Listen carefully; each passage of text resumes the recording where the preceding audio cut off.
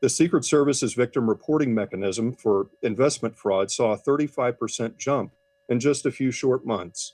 Our commitment to restoring such losses is exemplified in the work of our Memphis field office, which recently seized $9 million from illicit crypto wallets. Special agents and analysts in Memphis identified 170 victims of the scam, resulting in over $19 million in losses before the Secret Service could step in. This was the first of many warrants expected out of our Memphis office, which has identified numerous similar schemes targeting a broad range of victims. The Secret Service and the Department of Treasury's Office of Foreign Assets Control also worked side by side to sanction 30 individuals and entities associated with the Cambodian senator, Kok An. The senator and 5 of his associates used their political influence to operate scam centers throughout Cambodia. Victims of human trafficking were used to staff these operations under the threat of violence. Finally, I want to call attention to Operation Atlantic and Operation Level Up. Both efforts relied on strong partnerships among federal agencies, international law enforcement organizations, and private industry as well. We know that transnational criminal organizations intentionally commit crimes that cross geopolitical boundaries to avoid prosecution. Operation Atlantic brought US, UK, and Canadian government officials together to seize more than $5 million in proceeds from scams tied to Southeast Asia. Operation Level Up is a Secret Service and FBI team-up that set out to proactively identify and connect with victims in real time who are actively sending money overseas under false pretenses. Agents and analysts educate these contacts about the schemes to prevent further losses. This proactive approach has reached more than 5,000 victims and disrupted an estimated $161 million in preventable losses. None of this happens without the dedicated support of U.S. Attorney Bureau and everyone here today. The Secret Service will continue this mission, bringing criminals to justice, restitution to victims, and depriving our shared adversaries of the opportunity to target our citizens with impunity. Thank you. Thank you.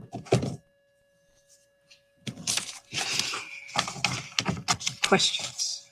Can you elaborate on the roles of the two defendants and what the status of their extradition proceedings might be, or in filing rate?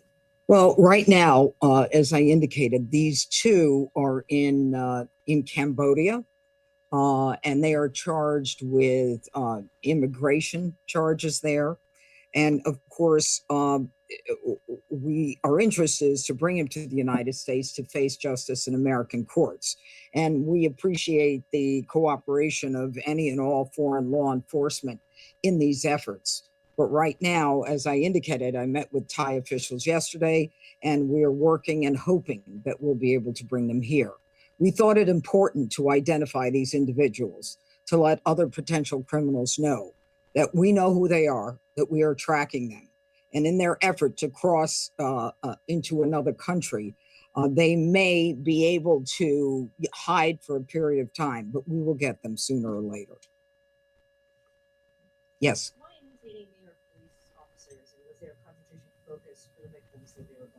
You know, I don't have the answer to the question as to why NYPD, but, you know, whether they were targeting New Yorkers or, you know, whether or not they thought just the identification of themselves as NYPD with backdrops indicating that they're from NYPD, and then saying that we're going to, you know, if you don't pay this money, you know, we're going to be able to prosecute you, and I'm going to forward this case to the prosecutor.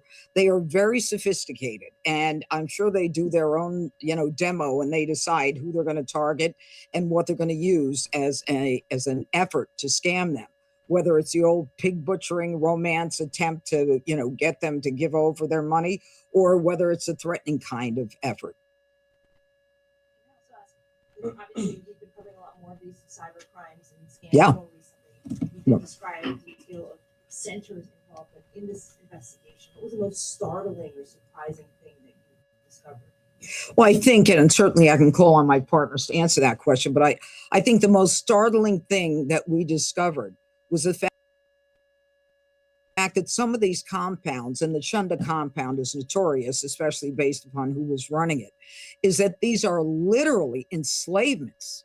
These are as big, some of them as big as cities, where people are being brought, as was indicated, they're losing their passports. There are all kinds of invasions into their own persona, and I'll kind of leave it at that, where they are threatened and they are, in some cases, tortured in order to get them to make more money as part of the crypto scam. This is very serious. It's the economic homicide to us, but this is also an enslavement. This is like reminiscent of hundreds of years ago. Yes, sir. So if these people are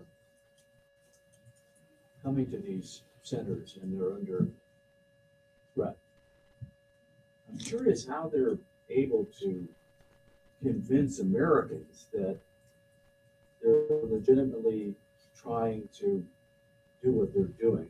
Because they want to live. But I'm trying to understand this. If they have, do they speak English? I mean, is this done via chats? Is this done via email?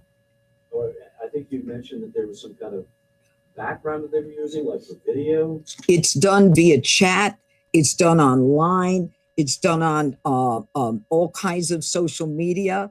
There may be an image behind them to give them legitimacy. Whether or not they're actually using English speaking or trying to, they will hire people who sound like Americans. This is very sophisticated. They're making hundreds of millions and billions of dollars, and they are experts at it. They know what they need to do to make the money that they need to make. Yes, sir. What's the plan for the 700 million you mentioned that's been restrained? Yeah, the 700 million, and unfortunately, it takes a while to be able to identify the individuals that this money belongs to. It is a long and rigorous process to get that money into the hands of those victims that they belong to. It's not easy, but the money is now restrained. It can't go further into a blockchain where we lose it. It's just a question of time in terms of actually accessing it and getting it to victims. We're on it. There was a mention that I guess 20 billion has been reported losses in calendar year 25. Do you know how much of that came from these scam centers and such? I don't know what percentages, and let me just say, whatever was reported is underreported, because a lot of people are ashamed to even say that they've been scammed or conned. Some of them are professionals. Some of them are people who are not familiar with cryptocurrency, and they're like, gee, maybe I can get in on this. Maybe I'll be able to make some money on this. I don't know. Does anyone know a percentage? FBI? 7 billion of the 20 billion. 7, so it's a third. In general, a third. All right. It sounds kind of like a James Bond movie. Are these actual casinos where they have people like working underground on the scam centers, or is casino a nickname? You want to answer that? Sure. Come on. So I think one of the interesting things, and you asked earlier, ma'am, about this that I find fascinating is just how organized and how developed and how modernized these scam centers are. I don't know who asked that question. I'm looking. Who asked that question? How organized these scam centers are.